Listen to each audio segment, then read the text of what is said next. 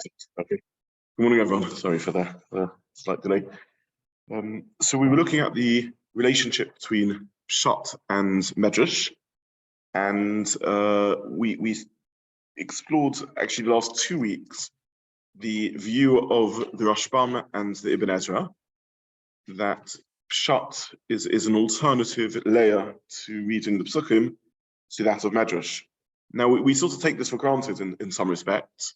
But Rashi, for example, who emphasizes that he's only coming to explain Peshuto Shel Mikra, by that Rashi means he chooses between Midrashim to find the Midrash that best is miyashiv, as Rashi says, settles each section of the Passukim and provides a coherent Peshat reading. Rashi didn't mean by that Peshat offers an alternative reading to Midrash, as far as I can see in Rashi. The Ibn Ezra and the Rashbam, in contrast, think that there is utility and purpose in explaining Peshat in the Passukim, even though this disagrees with Chazal, and even though both of them are subservient to the authority of Chazal. The Rashbam is as I said, one of the primary halachists and commentaries on the Gemara, very important influence on Pesach. The Ibn Ezra is one of the fighters against the Karaites, the Karaim. Neither of them are doubting the authority of Midrash, whether Midrash Halacha or Midrash Agada in result, and particularly, of course, in Halacha, the halachic conclusion, they are both clear, depends upon Chazal. Nonetheless, there's purpose and reason in explaining the Peshat. There's also part of Torah to explain Peshuto Shel Mikra, the simplest meaning of the Passukim, even when this is in contrast to Chazal. There are other Rishonim that do this to a more limited degree, such as the Ramban, but these are certainly the standout figures that do this. So what's the point of the Peshat level if this anyway isn't going to be the critical level when it comes to determining halacha? And secondly, which one is factually correct when you have, for example, a narrative or a story? So we saw in the previous 2 weeks a couple of examples of this. We saw the Nimrod story where the Ramban, where the Ibn Ezra looks at Nimrod and says that in Peshuto Shel Mikra, the Pasuk is telling us that Nimrod was a tzaddik, asks the Ramban and the Ibn Ezra, you are making out of a Rasha a tzaddik. Chazal teach us he was a Rasha, and surely Chazal knew what he was. The Ibn Ezra doesn't explain how he thought these two ideas could go together. He doesn't respond to the Ramban. Possibly we can suggest that Ibn Ezra says that the two layers, the Midrashic and the Peshat level, teaches us that Nimrod is more nuanced. He is ultimately a Rasha, as per Chazal, but even Rashaim have qualities to them, and that's what Peshuto Shel Mikra is bringing out. Last week we looked at length at the Rashbam, who is even prepared to learn the translation of Erev Vayvoka, Yom Echad, Yom Sheni, differently to Chazal, and this has potentially massive implications for the well-known halacha that Shabbos starts in the evening and the day continues. In other words, that in halacha, the night precedes the day. The Rashbam in Peshuto Shel Mikra removes the foundation, or one of the foundations of this concept, because he translates Erev Vayvoka to mean night, and then morning comes, and at that point the day ends. In other words, the night follows the day. We discussed this last week, and we saw the Rashbam certainly is not suggesting a change in halachic practice. The Ibn Ezra attacks either the Rashbam or a view similar to the Rashbam, we don't know, and says this is a ruining Shabbos, this is destroying Shabbos. And Shabbos came to him in a dream, so he says in his Igeres Shabbos and complains that you're destroying me through this foreign that you own that say such things. And we saw that maybe again in halacha there are nafkaminas, distinctions between a sort of natural day, Saturday as the day of the week, and the halachic day. And when the Torah defines a halachic day, it's redefining a natural concept that somehow precedes it. And we saw that this may even have halachic ramifications in terms of, for example, when we talk about goy sheshavas, the idea that a non-Jew should not keep Shabbos, and the thought of the Poskim that maybe this refers to keeping it in the secular day rather than the halachic day, because the non-Jew doesn't have a halachic Shabbos. So the non-Jewish Shabbos, which would be problematic to be kept, would be a midnight to midnight or morning to morning Shabbos, rather than a night to night Shabbos as per our Shabbos. So what I want to do in this shir is look at several other examples of where we see Peshat and Midrash colliding, and understand better how these two cases go together, how these two readings rather go together, and hopefully we'll get a fuller idea of what we mean by the differing layers. And the first. Are we saying that no one is ever wrong? They're just looking at different aspects of it. Everyone is right. I'm not going now into the subject of Eilu ve'Eilu Davidikim Chaim or Shivim Ponim Torah. I'm saying something more basic, which is what do you make of Rishonim have fidelity to Torah Sheba'al Peh, at least when it comes to halachic practice, and yet nonetheless are willing to read even halachic Passukim on a Peshat level. So even if you will argue that they make a distinction, for example, between stories and halacha, certainly when it comes to halachic level, even in the realm of halacha, they read Passukim in an alternative manner to Chazal, think that this is a chelek of Torah. This is, you make a birchas Torah when you read the Pasuk, as per the Rashbam's translation or Ibn Ezra's translation, and yet they are aware that Chazal read the Pasuk differently, and that is the halachic conclusion follows the reading of Chazal, not the Pshat. So what sort of Torah is this? What's the point of this Torah? What is the meaning of the Pasuk? So we're leaving out it is obviously connected to the concept of Shivim Ponim the Torah and the idea that there's a multi-tiered Torah. But even without going into Eilu ve'Eilu or Shivim Ponim, they're writing a commentary which they presumably think is worthwhile. They think it's contributing something to Talmud Torah, and yet they're translating Passukim explicitly against the understanding of Chazal when they have absolute fidelity to the Chazal. They are completely comfortable with the Chazal's reading, the Midrashic reading, determining halacha, and yet they're comfortable giving an alternative translation of the Pasuk. What does that mean? Yes. So you're in the Talmud that the Shine get their reward with this, or they don't get the next one. Yeah. Because you say he's a tzaddik guy when you look to see why was Nimrod rewarded, but he was a tzaddik and he did this way, Yes. he was rewarded. Something like that. The Ibn Ezra doesn't tell us his philosophy. He doesn't step back and tell us what he thinks about this. And it's possible that the Ibn Ezra thought that when it came to stories, indeed he was willing to argue with Chazal, and it's only when it came to halacha that he wasn't willing to. We don't know, but 100% something around that, or Nimrod being nuanced, or an appearance of tzidkus as opposed to an actual existence of tzidkus. But the Ibn Ezra believes something is added to the story by reading it in this multi-tiered approach. The Rashbam says a little bit more about his philosophy than the Ibn Ezra.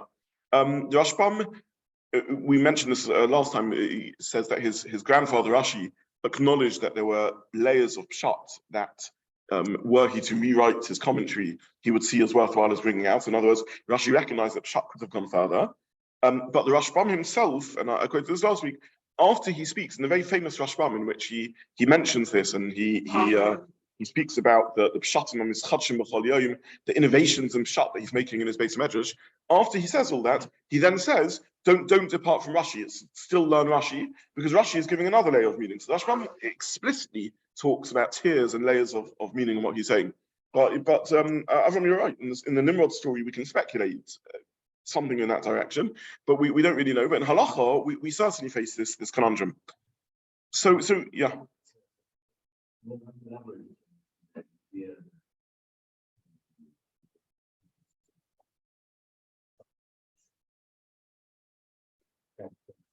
Yes, so there is it gets down to what we really consider Torah to be. And it may be that when it comes to the realm of story, or even machshava, for what reason should Chazal have authority over later figures? When it comes to halacha, that's where we bow to the authority of Chazal. In other words, let me just explain this idea a little more fully. We are familiar with a halachic system in which later generations, or at least later eras, don't argue on earlier generations. So the Amoraim will debate all halachic matters, but once there is a clear-cut proof from a Mishnah, they won't argue with a Tana. And if an Amora voices an opinion which turns out to be against all Tanaitic opinions, the Amora is removed from the halachic discourse. His view ceases to be relevant. At best, or at worst rather, he can say, look, what I'm saying fits in with one view of the Tanaim and not others, but certainly they can't voice a halachic opinion that this differs with all the Tanaim. Similarly, as we enter into later eras, the Achronim, by and large, wouldn't argue on the Rishonim, and the Rishonim themselves wouldn't argue on the Gemara conclusion. The relationship between the Rishonim and Gonim is a little more complicated, but we're familiar with that idea. Now, there are two models, or perhaps even three models, as to why this is. Why can a later generation not argue with an earlier generation? One model is tied up with the doctrine that it's often referred to as Yurida Sadoros, the decline of the generations. And the idea behind that is that inevitably the Tanoim had greater insight into Torah than Amoraim, and Amoraim in turn had greater insight than the Rishonim. In other words, there's a decline in the generations, and therefore it doesn't make sense to argue with an earlier generation or an earlier era in history, because they have greater access to depth of understanding of Torah. Why do they have greater access to depth of understanding of Torah? Either because ultimately Torah is a tradition, it's a Masorah from Har Sinai, and therefore earlier generations are closer to Sinai than later generations, or because they have greater tzidkus, and their greater spirituality gives them greater access to the truths of Torah, much like maybe we're familiar with the idea that miracles ceased as history moved on, prophecy ceased. So you see a sort of gradual lessening in the spirituality and contact between our physical universe and the world of spirituality, and therefore, similarly in halacha, the Tanoim have greater access to spiritual truths than Amoraim and the like. Now, in this model, there would not be a distinction between halacha and non-halacha, in the same way as Tanoim have greater, or Chazal in general have greater authority than Rishonim in halacha, they have greater authority than Rishonim in Midrash and in understanding the stories of the Torah. And therefore, in that model, when the Rishonim argue with or voice an alternative reading in the Passukim to that of Chazal, in halacha, they bow to Chazal because Chazal have greater authority, because their Torah truths are deeper. Similarly, in the realm of Midrash, they would bow to, and stories and narrative and Agada, they would also bow to earlier generations. That's one model. An alternative model is that of, this is model number 2, is that of the Rambam. And the Rambam doesn't think that this is about a fundamental, intrinsic, existential difference between earlier generations and later generations. He thinks it's more to do with a practical distinction, that in the earlier generations, the whole Torah centers were located in Eretz Yisrael, and then later in Eretz Yisrael and Bavel. And the great Talmidei Chachamim of the generation, the great academies, the yeshivas of the time, were able to thrash out issues together and arrive at a conclusion.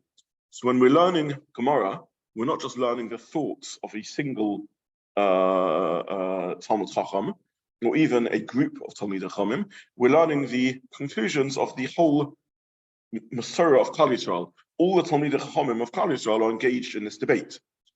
If you go back to the year 300, all the Talmidei Chachamim of Klal Yisrael, 350, are located in a fairly specific geographical region, the region of Bavel. They're all communicating with each other. We see that constantly in the Gemara.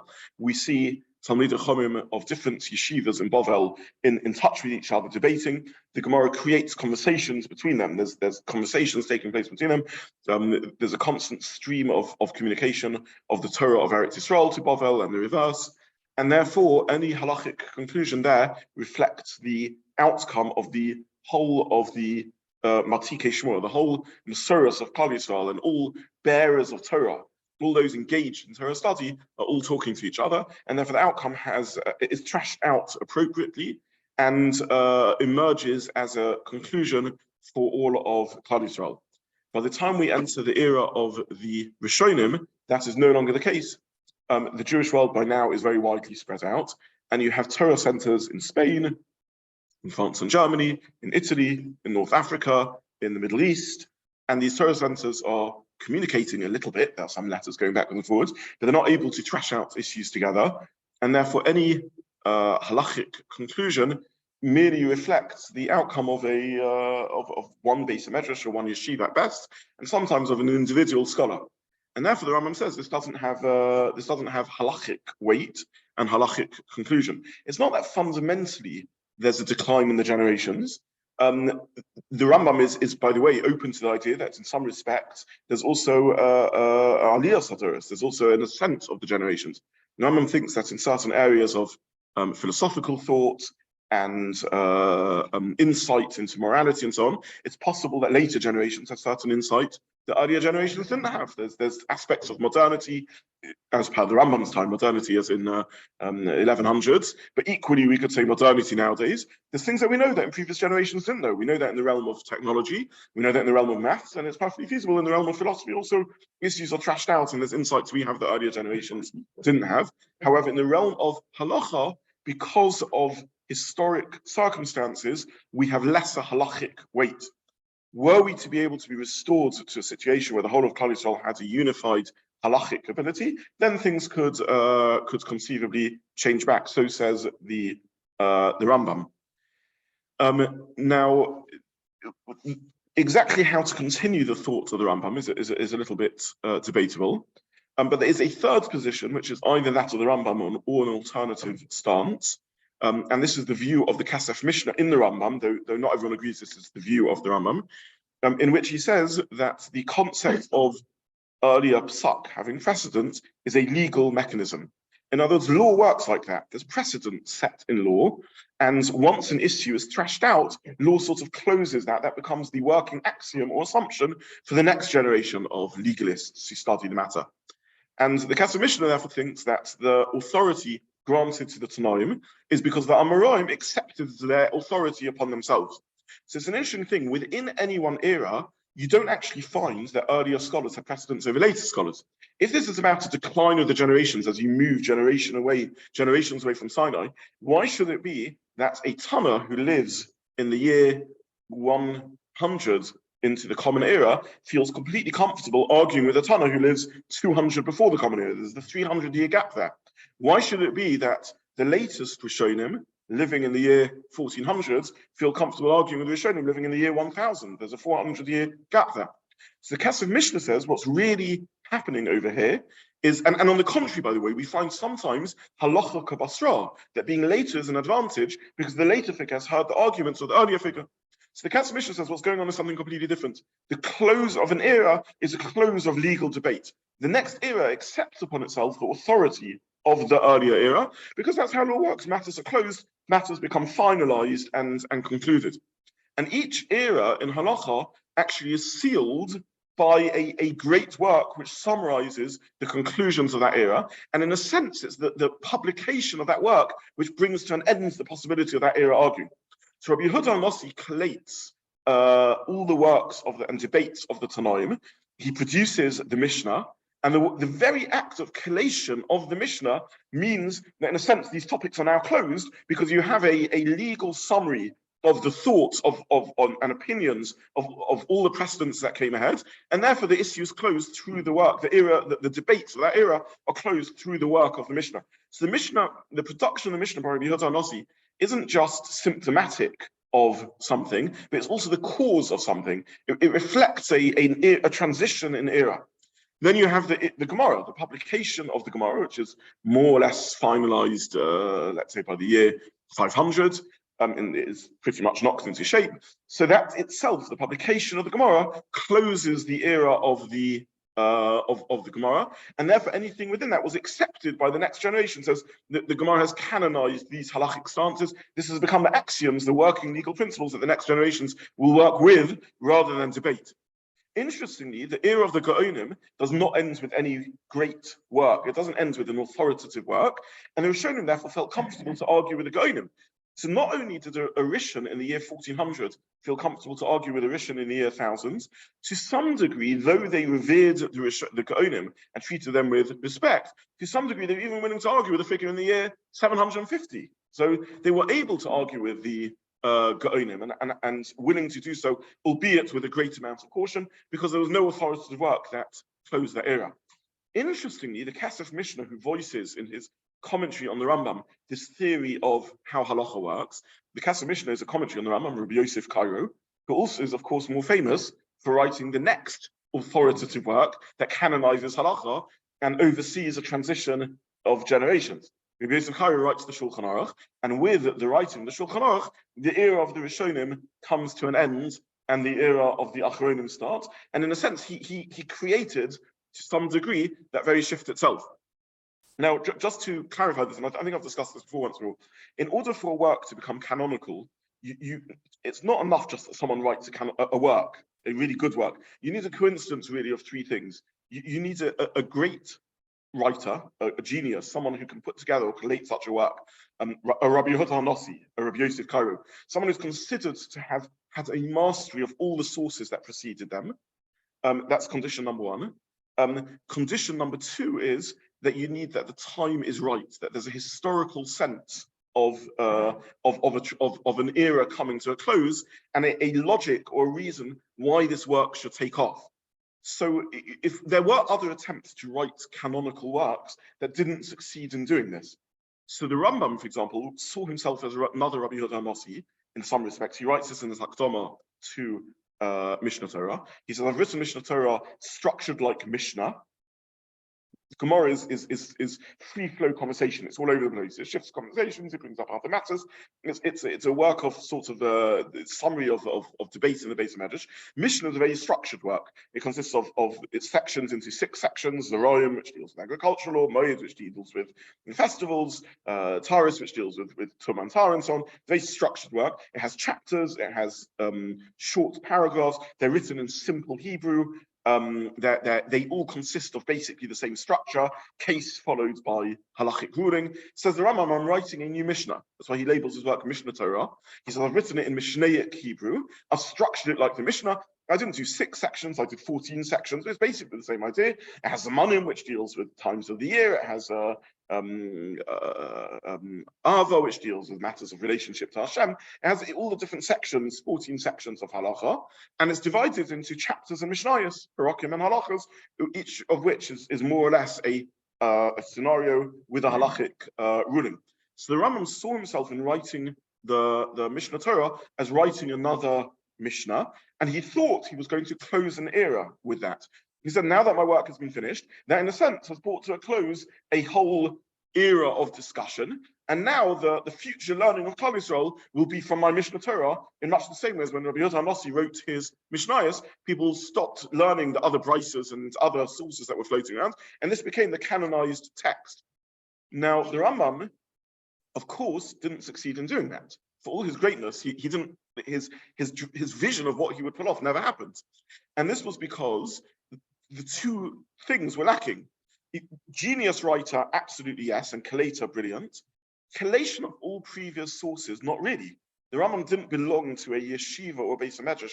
The Rambam wasn't a collaborative figure. He sat alone and he worked. He did take into account to some degree the thoughts of some of those who preceded him, but it's not a work which collates. It's an original work. Originality is very important. In many ways, it's more of an original work than the Shulchan Aruch, because the Shulchan Aruch, in a sense, is a summary work of everything that preceded it, but its very originality means it's not going to become a canonical text, because it's not summarizing everything else that everyone said. And number 3, the time wasn't really right. So the Rambam just became another Rishon amongst the Rishonim, a very important figure, but nonetheless, a Rishon amongst the Rishonim. The Tor, the son of the Rosh, Rabbi Yaakov ben Rabasha, also tries to write a sort of Shulchan Aruch. In fact, he's the one that introduced the split that we have in the Shulchan Aruch into 4 sections of Orach Chaim and Yerodea and Choshen Mishpat, etc. So he also writes a work. He also tries to canonize, to collate the work, everything that came ahead of him. He's a seminal figure in linking Spain and France together, or Germany together, the worlds of Ashkenaz, the worlds of Sfard. He's a refugee who arrives along with his father from Germany to Spain, and therefore he's positioned to collate those 2 streams of 2 Bossi Medrash, those 2 yeshivas that have been separated for 400 years by then. But his work doesn't become the close of an era because the time isn't ripe yet. Things are still too settled. Rabbi Yosef Karo now comes along and writes his work, and he's qualified for all these things. He's a brilliant collator. He masters everything that's in existence before him. He knocks it into legal shape, into the Shulchan Aruch, and it's a time of such change in both the Ashkenazi and the Sephardi world that his work takes off. In the Sephardi world, it's of course the expulsion of Spain. In the Ashkenazi world, it's the shift from West Europe to East Europe after hundreds of years of persecution in Western Europe. The golden age of Eastern Europe is already mid-flow, and therefore this becomes the canonical work. Now, sorry. Right. Are we saying that Rashi is the figure who's done Peshuto, the Peshat Torah? I'll go back to Peshat in a minute. I'm going to stop you and I'll come back to it. Is that the idea that he's like this figure who's collating all the things from previous? So I'll tell you about Rashi in a second. Very, very interesting comments. The reason why is that he does it, and then you got the Avraham, you've got all the Avraham, you've got all these Ramban and all these other ones. They all seem to put their Tatmos Hatni, as it were, and we don't have something like that in Halacha for Torah. Well, I'll comment on that in a second. I want to finish on Halacha and then I'll go back to Midrash, because what you're saying is a very fine point. But let me finish with Halacha and then I'll go back to Midrash. So why? Yeah, sorry, Jerry. And it's an honor to have you here, by the way. So nice to have you back in the show. So acceptance is one of the main criteria as well. Yes, the third criteria is acceptance. Yeah, absolutely, 100%. It has to be accepted. So why is all of this relevant? Because if your explanation of Yerida Sadoros or authority granted to earlier generations is driven by the quality of their Torah, their spirituality, their ability to access the world of spirituality, their precedence in the chain of Masorah, then you wouldn't distinguish between halacha and agadah. In the same way as their halacha reflects a deeper, more profound, more authoritative Torah source, so too in machshava and in agadah. The Rambam, for example, says this in Ibn Ezra. He says to Ibn Ezra, how dare you come up with your new theory about Nimrod based on Peshuto Shel Mikra? Chazal knew who Nimrod was. They had a Masorah, who he was. They were the heir to traditions that you simply don't have access to. So what does that mean? Claim that Nimrod is a tzaddik, when Chazal, who knew him, had traditions about who he was, said that he was a Rasha. If, however, you understand that the basis of Yerida Sadoros is, let's say, like the Kasef Mishnah, that is, it's a legal convention, it's an acceptance by Klal Yisrael of a legal process of how Torah works and how the Masorah of Torah works, then maybe that's in halacha and doesn't apply in agadah. If you're in the realm of the Rambam himself, who either is or isn't like the Kasef Mishnah, who says that this is about the ability of the whole of Klal Yisrael to talk together, then again, maybe this would also apply in agadah, maybe not just in halacha. So basically, whether halacha and agadah work in the same way or not will be dependent on how you understand what the authority of Chazal is over later generations. So we don't really know what the Ibn Ezra held. Was it that the Ibn Ezra said, I have no problem. In halacha, I'm not a Karaite, chas v'shalom. I would never disagree with Chazal because I understand that halacha is given to us as a system of the acceptance of the whole of Klal Yisrael. Hashem gave the Torah to Klal Yisrael. It's how the Jewish people worked out the halacha. And therefore, God forbid to have a Karaite perspective that each subsequent individual scholar can just come along and read Passukim and whatever he thinks they mean. Or did the Ibn Ezra, in which case the Ibn Ezra accepted this in halacha, but maybe in Midrash he thought he could argue? Or was it like I'm saying that there's nuances and layers to it, and he's suggesting there's alternative reasons? We don't know in the Ibn Ezra what his philosophy of what his answer is.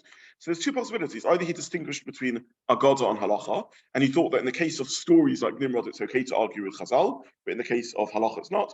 Or he didn't make such a distinction at all.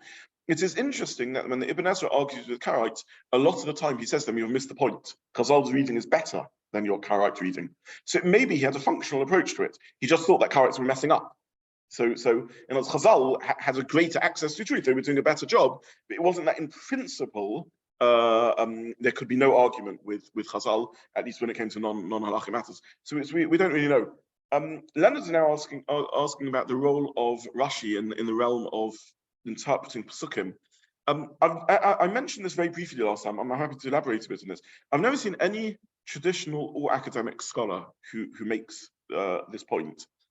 But I've wondered myself, and I mentioned this last time, whether Rashi, maybe it was Rashi that on some shape or form generated or was one of the generators of the resurgence of just Peshat-based focus at least in France and Germany, in other words, the Rashbam and the like.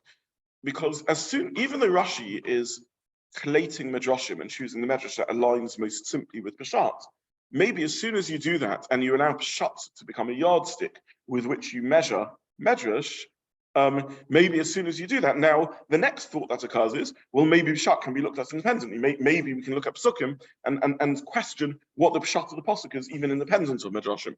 So if Rashi is simply choosing between Midrashim based on Peshat, maybe that opens the next generation pursuit of, okay, so what would Peshat alone say?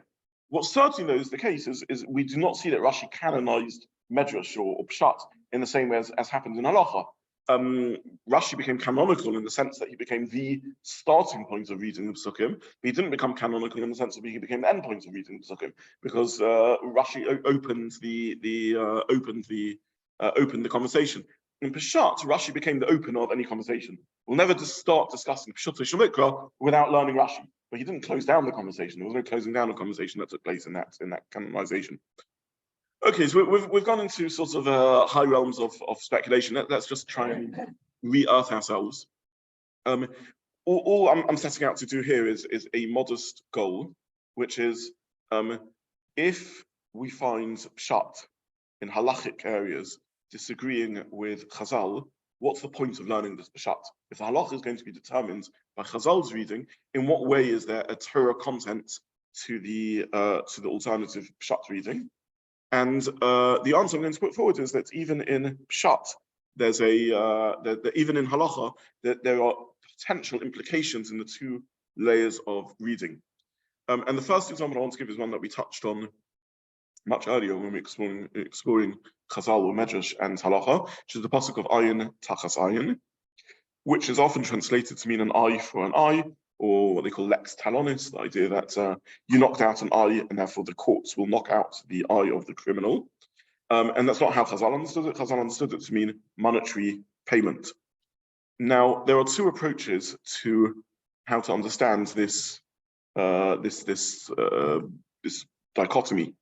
Is it that Chazal thought that the Peshuto Shel Mikra was monetary payment, or they recognized that the simplest reading of Passukim indeed means knock out an eye, but they understood that in addition, but nonetheless, they understood that Torah Shval teaches us, at least on a Midrashic reading, which determines halacha, that it's about financial payment. So just very briefly, I mentioned this previously. The pasuk could be, you could argue that the simplest translation of the pasuk is monetary payment. The pasuk doesn't say due to the criminal, the perpetrator, that which was done to the victim. When the Torah wants to say it, it knows how to say that very clearly. And Adam Zomermin, the plotting witnesses, you have a Lex Talonis, which is very, very clear. The witnesses plotted to put to death the victim of their lies, therefore put them to death, or they plotted to make them pay. And with Ayin Tachat Ayin, it's not quite what the pasuk says. The pasuk, as the Gemara points out already in Baba Kama, the pasuk says, "Kasher yitain ha'adam ba'adam." In the same way as you give to one person, so you shall give to them. Giving isn't normally the language of knocking out an eye from one person. I didn't get anything from the victim doesn't get anything from the eye of the criminal being knocked out.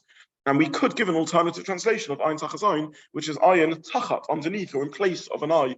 So the pasuk is saying, give an eye in place of an eye. In other words, replace the victim's eye. Now we can't, and we don't have the technology to do eye transplants, so we can't replace the eye of the victim in that manner. But what we can do is the best replacement we can manage, which is pay for the pain for the embarrassment of the loss, the psychological damage, pay for the loss of work and productivity, pay for the healing, pay for the loss in capital value of the individual whose eye has been knocked out. In other words, use money to replace their eye to the best of money's ability to act as a replacement. So in that reading, this is Peshuto Shel Mikra. Chazal are giving Peshuto Shel Mikra. The real translation of the pasuk. It's a mistake to think the pasuk meant or ever meant or could mean Lex Talonis, knock out the eye. It's simply a bad reading. And Chazal revealed to us Oyimek HaPeshat, the depth of Peshat. That's model number one. Model number two is no, Peshat is an eye for an eye, but in Drash it means money, and halacha follows the Drash, the Midrashic halachic Midrash reading, rather than Peshuto Shel Mikra. Sorry, and then apologies. Technology would go to the nth degree, and if someone actually did that to someone else, and you could actually do a transplant into that person's eye, L'chora, it would be a thing that, 100%. so you should be able to actually carry it out. There would be no obligation on the criminal to give up their own eye, but they would be obligated to pay for eye transplant surgery, 100%. If technology would allow that, 100%, that would fit within the criteria of Verappa and Fuller's compensation. No, I'm saying take the guys out, take the criminal's eye out. There wouldn't be, And then they had technology to do that. L'chora, there should be no stopping it. You're correct, but since Chazal understood the pasuk to mean in Peshuto Shel Mikra, give monetary compensation. Because there isn't a way of doing it at that time. Now, let's say. True, but now that the Peshuto Shel Mikra means monetary compensation, you're not obligated to give up your eye for that. But indeed, there would be an obligation to arrange an eye transplant surgery in this reading. Yeah. Chazal understands it in this argument in Peshuto Shel Mikra to replace the eye, but not take it out of the perpetrator. Yeah. Correct, but you'd have to find an eye donor. Yeah, if that was available, absolutely. Okay, so this is two alternative readings.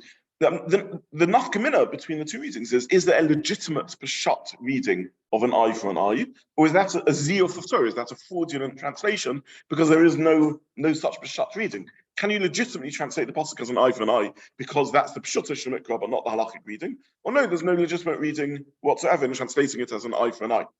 Now, there are a number of candidates for practical halachic distinctions, and a totzah, a result of the multi-tiered approach. So what we're going to now try and look at is the model that argues that the pshat of the pasuk is an eye for an eye, the halachic, midrashic reading of the pasuk is monetary payment, and there's utility in the two levels.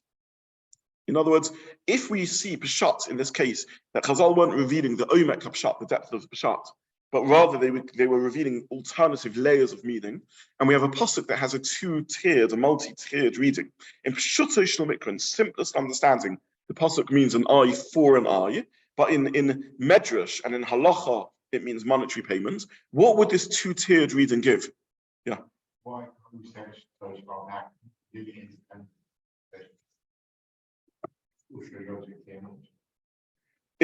You're 100% right. Could be also. In other words, maybe this is simply Masorah, Halacha Moshe Sinai, imposed upon Torah Shabbat also. Yeah, also perfectly possible. But for the purposes of our discussion, I'm interested in: is there a multi-tiered reading of this pasuk?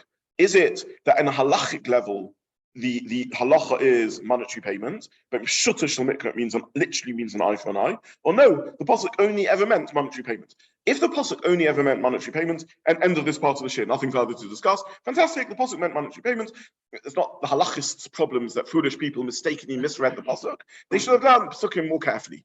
That's one way of a thing, in which case there's no philosophical interest in this particularly. It's just the pasuk only ever said pay for an eye, nothing else to talk about. However, if the translation, if the pshat of the pasuk is an eye for an eye, literally, and something else, either Torah Shebal Peh as a tradition imposes a meaning on it, or there's a midrashic meaning on this alternative level, but there's a separate level of monetary payment, what are we meant to make of this two-tiered reading? And the answer is very beautifully, and this answer is given really by the Rambam in Mishnah Torah, no less. The answer is that the pasuk is telling us something fundamental. It's telling us that monetary payment really is an obscenity. It's an outrage. Someone's body has been injured, fundamentally damaged by another human being, and a human being is not a monetary asset. Monetary payment is inappropriate. Monetary payment can't be a way of dealing with this. If I break your table, the normal laws of mazik and nizik apply. I've broken something of capital worth, and I give monetary payment.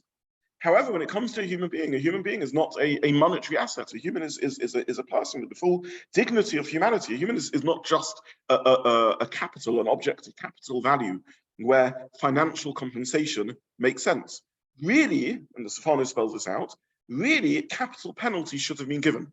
So in the same way as if a human is murdered, you don't pay value for the loss of the victim, the murderer is put to death. In other words, a crime has happened. This isn't just civil law. A crime has happened. Something has happened to the to the victim, which is a debasement of the dignity and spirituality and worth of a human being, monetary compensation is not appropriate. Either the murderer will be put to death, or if it was an accident, they'll have to go to Golos. But there's the spiritual event that has happened is the significant one over here, not just the civil and capital monetary damage to the victim.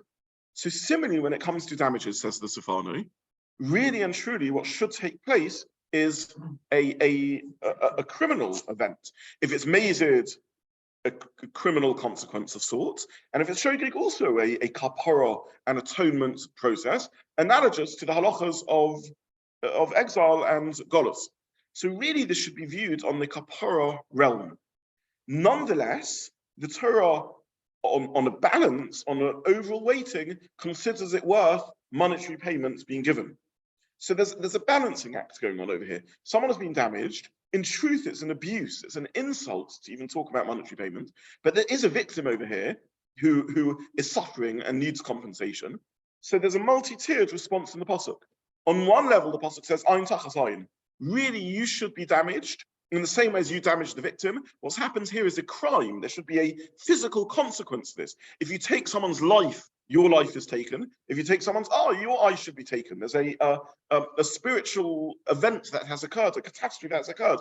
We really should address this with the tools of kapara. This isn't a table that's leg has been broken. This is a human being whose eye has been knocked out. Nonetheless, overall, on a practical level, the legal system gives monetary compensation. So this is how the Safano reads this multi-tiered pasuk. And it says there's two layers to what the pasuk is telling us. It's telling us fundamentally there's a kapara event, but on a practical halachic level, there's a financial event. And this is how these two tiers work together. The Rambam in Hilchos Chovel Mazik seems to go with a similar model, because the Rambam says the following. He says, if you damage the money of someone else, you pay, and with that kapara, atonement has been achieved. You've cleansed the slate. Kapara, the literal meaning of the word kapara is lechaper, means to cleanse. You've cleansed yourself, you've cleansed the event. Enough has occurred. Why is that? Because monetary damage was only ever damage of capital, damage of money. You've paid back the money so that you've rectified, you've restored the world back to how it should have been. The person is no longer out of pocket, they're no longer damaged. Therefore, that's enough. That's kapara has been achieved. However, says the Rambam, when it comes to nizkei haguf, when it comes to physical damage of someone, monetary payment isn't enough to achieve kapara. You need another component. You need a bakashas mechila. You need personal forgiveness and mechila from your victim. In other words, the Rambam is seemingly picking up on this dimension of the dual meaning of the pasuk, as explained by the Safano. And he says you can't treat damage of a person as a merely monetary event and say to the person, I don't want to know you anymore. It's true, I damaged you, but I've paid you back, so clear off. What have you got to do with me? With the person whose property I damaged, I pay you and cheerio. Like, I don't want any further dealings with you. I've paid you back. I should, the damage didn't happen. That was careless. That was wrong. But I've paid you back. You're restored, and now our lives are no longer are no longer intertwined in any meaningful way. When it comes to nizkei haguf, our lives remain intertwined. I've given you financial compensation, but that in no way is a kapara, is a cleansing, a wiping clear of the slate. I also need a bakoshas mechila, a forgiveness. So says the Rambam in Hilchos Chovel Mazik, and this would appear to be, in a sense, a nafkamina lahalacha, emerging from the sort of philosophical idea of this multi-tiered pasuk, which teaches us that with a human being, monetary compensation is really not is not really addressing the core issue. I saw in after I prepared the shir, someone gave me a copy of Rabbi Emanuel Bernstein's book on Peshuto. I don't know if people have seen it. It doesn't quite take the same approach as I've been taking through the shir the whole way through, but there's definitely overlaps. And he speaks about this topic of Ayin Tachat Ayin. And he brought another Rambam, which is less clear and not a Rambam I had sort of thought to connect. But he argues, you can have a look at the Rambam inside and decide whether you agree with his arguments or not. But he argues also a link to this. And this is a second halacha, which is that of kimlei midrabaminei. So there is a general rule in halacha that if you do a crime, in one action that carries within it two crimes, you get the you get the criminal penalty rather than the financial penalty. So if, for example, you break a table on Shabbos in a manner which means that you are both a Mechalel Shabbos and a Mazik, so you've done two things in one action. You've done financial damage to the table's owner, and you're a Mechalel Shabbos. The only penalty you will get will be the criminal penalty as opposed to the financial penalty. So if you were mazed, there'd be a theoretical chiyuv of misa, depending if that's applicable. If you're shogeg, there would be the carbon chatos and the like, but there would be no monetary compensation because the event that has occurred is a criminal event as opposed to a monetary event. That's a concept of komle midrabamene. Now the Rambam paskins that if you are mazik a human being in a scenario of komle midrabamene, we don't just treat it as a criminal event, we treat the monetary payment as also having a criminal aspect to it. So the story the Rambam says is someone who cuts or injures, removes the eye of another human being on Yom Kippur, not a great Yom Kippur, and there are two potential penalties over here. Penalty number one is makas for Chil Yom Kippur, which is the criminal aspect of the offense, and the second penalty is monetary compensation for the victim. In this case, the Rambam says we don't employ the rule of Kimlei and Rabbanei, but they have to pay both. They have to get the double penalty of the criminal punishment of makas and the financial compensation for the injury. So Rabbi Bernstein argues in the Rambam. I can show you the Rambam comments later. You can see if you agree or not.